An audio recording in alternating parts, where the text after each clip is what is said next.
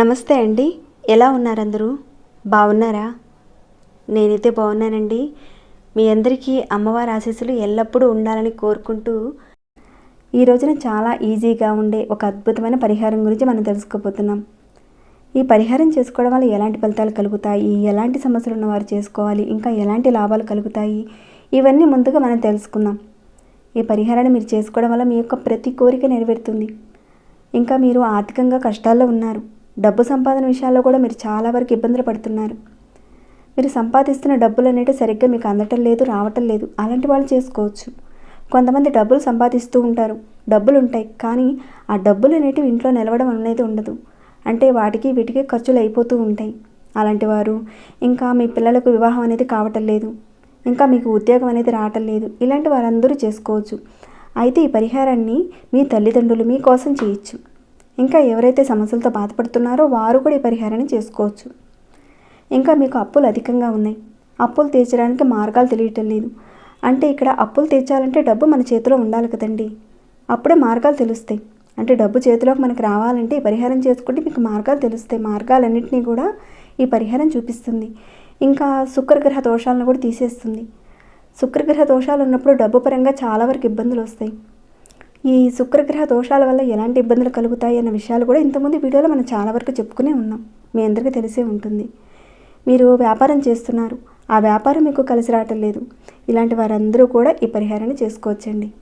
ఎందుకంటే ఒక పరిహారాన్ని చేసేటప్పుడు ఎలాంటి సమస్యలు ఉన్నవారు చేసుకోవాలి, ఎలాంటి లాభాలు కలుగుతాయి అనేది మనం తెలుసుకొని మనకు ఒక నమ్మకం అనేది ఏర్పడి ఆ పరిహారాన్ని మనం చేసుకుంటే మంచి ఫలితాలు ఉంటాయి. అంతే కదండి. ఇక ఈ పరిహారాన్ని నెలసరిలో ఉన్నవారైతే చేయకూడదు. అలానే ఇంట్లో కుటుంబ సభ్యుల్లో ఎవరో ఒకరు నెలసరిలో ఉన్నా కానీ పరిహారాన్ని చేయకూడదు. అంటే ఇక్కడ నెలసరిలో ఉన్నవారే కాదండి, ఇంట్లో వారు ఎవరైనా ఉన్నా కానీ మీరైతే చేయకూడదు. ఇంకా మీ కుటుంబంలో ఎవరైనా మరణించుండి పెద్ద కర్మ కాకుండా ఉన్నప్పుడు ఆ 15 రోజుల పాటు పరిహారాన్ని చేయకూడదు, తర్వాత మీరు చేసుకోవచ్చు.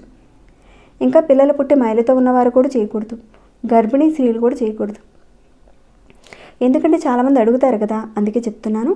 ఎందుకు చెప్తున్నానంటే చాలా ఫాస్ట్గా చెప్పారనుకోండి కొందరు అర్థం చేసుకునే వారు ఉంటారు, కొందరికి 1-2 సార్లు చెప్పిన అర్థం కాక కామెడీ చేసేవారు కూడా కొందరు ఉన్నారు.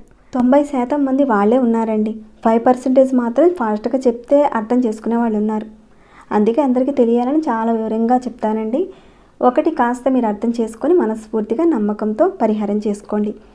మరి పరిహారాన్ని ఎలా చేయాలనేది తెలుసుకునే ముందు ఒక చిన్న రిక్వెస్ట్ అండి, ఈ వీడియోకి ఒక లైక్ చేయండి. సబ్స్క్రైబ్ కాకుండా ఉంటే అనేక సమస్యలకు సంబంధించిన పరిహారాలు మన ఛానల్లో చాలానే ఉన్నాయండి. మీరు ఒకసారి ఛానల్లోకి వెళ్ళి చూడండి. మీ సమస్యకు సంబంధించిన మీరు చేయగలిగే ఒక పరిహారాన్ని ఎంచుకొని మీ వంతుగా ప్రయత్నం చేయండి. మీకు వచ్చిన మార్పుల్ని, రిజల్ట్ని నాతో షేర్ చేసుకోండి. వీడియోని ఎండింగ్ వరకు చూడండి, చాలా తేలికైన పరిహారం అండి. సరేనండి, ఇక పరిహారం మాటకి వెళదాము. ఈ పరిహారం చేసుకోవడం వల్ల మీకు అదృష్టం అనేది కలిసి వస్తుందండి.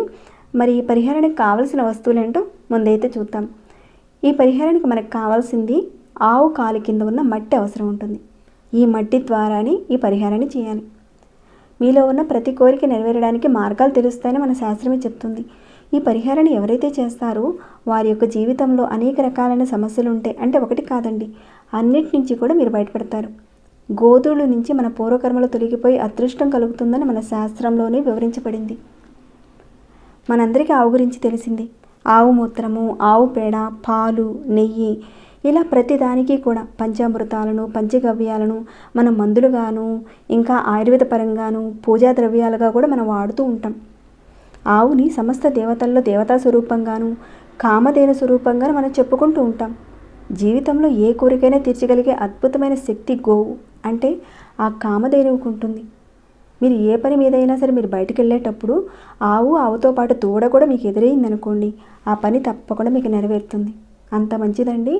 చాలామంది ఇళ్లలో ఆవు వారింటి గుమ్మం దగ్గరే ఉంటుంది. అంటే బాగా సంపాదించే వాళ్ళు చాలామంది గోసేవ చేస్తూ ఉంటారు. ఎవరైతే మానసికంగా ఎక్కువగా ఇబ్బందుల్లో ఉండి డిప్రెషన్లో ఉన్నవారు, నెగిటివ్ ఎనర్జీతో అధికంగా ఇబ్బంది పడుతున్నవారు, అలాంటి వారు ఆవు మోపురాన్ని అంటే ఆవు పైభాగాన ఇక్కడ చూపిస్తున్నాను కదండి, ఇక్కడ మీరు ఆవు మోపురాన్ని చక్కగా కుడి చేతితో ఈ విధంగా నిమరండి.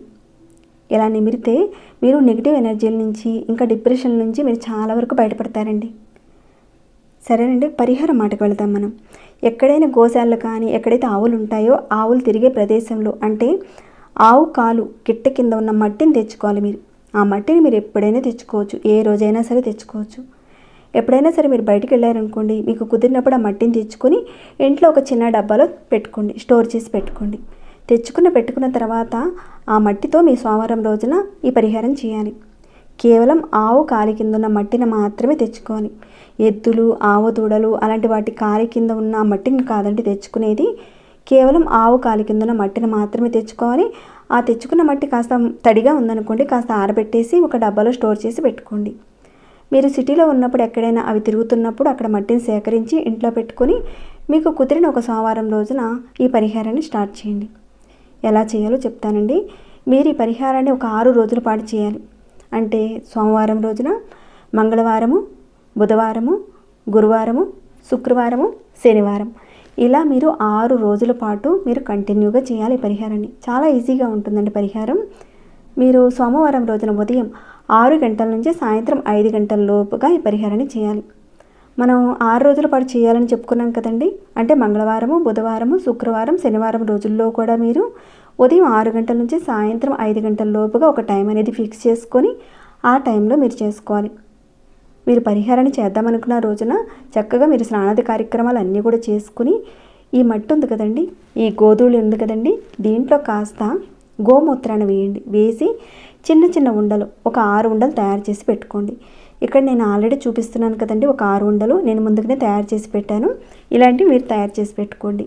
గోమూత్రం మనకి పూజా షాప్లో దొరుకుతుందండి. ఒకవేళ పూజా షాప్లో మీకు దొరకకపోతే ఆయుర్వేద షాప్లో కూడా దొరుకుతుంది, అడిగి చూడండి, తెచ్చుకోండి. ఒకవేళ గోమూత్రం దొరకకపోతే గంగా జలాన్ని కూడా మన ఈ పరిహారంలో ఉపయోగించుకోవచ్చండి. మీరు గోమూత్రం కానీ లేదంటే గంగా జలాన్ని కానీ కాస్త మట్టిలో వేసి ఇలా చిన్న చిన్న ఉండలుగా తయారు చేసి పెట్టుకోండి. మీరు చిన్న చిన్న ఉండలుగా తయారు చేసి పెట్టుకోండి. అవి ఎంత సైజ్ అయినా పర్వాలేదండి, చిన్న గోలీ సైజ్ అయినా పర్వాలేదు, లేదంటే బఠానీ గింజంత సైజ్ అయినా పర్వాలేదు, తయారు చేసి పెట్టుకోండి ఒక 6.